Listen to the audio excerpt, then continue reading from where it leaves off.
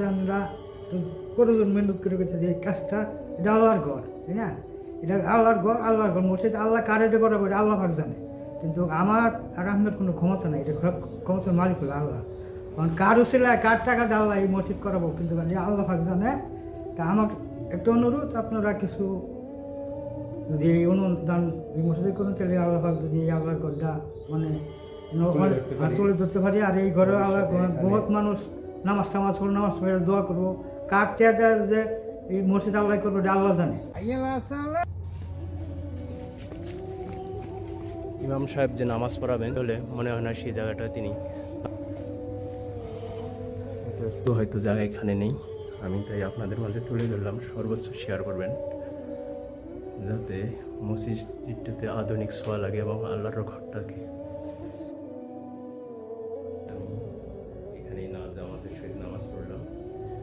এবং যিনি এখানে আজান দিলেন আমার ভিডিও করার সময়, তিনি হচ্ছেন আমার বাবা সমতুল্য। অন্তত তার কথাগুলো একটু আপনারা মনোযোগ সহকারে শুনবেন। কথা কি বলবো, আমরা এই মসজিদটা করছি এখন 50 বছর হয়ে গেছে, কিন্তু কেউ ওই আইনের মধ্যে অনুদান আমরা এই পর্যন্ত পাই নাই। কিন্তু কয়েকটা মিল কারখানায় আমরা ওই অবস্থাটা করছেন যে কিছু রিপোর্ট লিখে পাঠাই না, আমরা কিছু অনুদান দিব। তাতে 5-6-7টা মসজিদে আমরা অনুদানের জন্য একটা রিপোর্ট দিয়েছিলাম। দেওয়ার পরে কোনো হাতে আর কিছু আমরা পাই নাই। বিশেষ করে নাচ মরার পরে 3টা জিনিস কবরে যায়।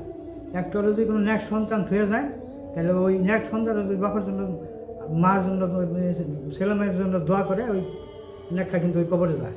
আর একটা হলো যদি কোনো মসজিদ মাদ্রাসা, রাস্তাঘাটের কাছে যদি কোনো মসজিদ মাদ্রাসা এর মধ্যে যদি কিছু সহযোগিতা করে, তাহলে এই মসজিদে যতদিন মানুষ নামাজ পড়ো, দুনিয়াতে এই মসজিদ থাকবো, যতদিন মানুষ নামাজ পড়ো, এর একটা হাদিয়া ওই মসজিদের কিন্তু ওই কবরে যাবো। আর একটা হলো যদি কোনো গরিব গাছারির লোক মানে আল্লাহ কোরআন পড়ার জন্য যদি হ্যাঁ কোনো কিছু করতে না পারে ওরা যদি কিছু সাহায্য করুন, হাদিসে শুনছি যে ওই মরার পরে ওই তার সবটাই কবর যাবে।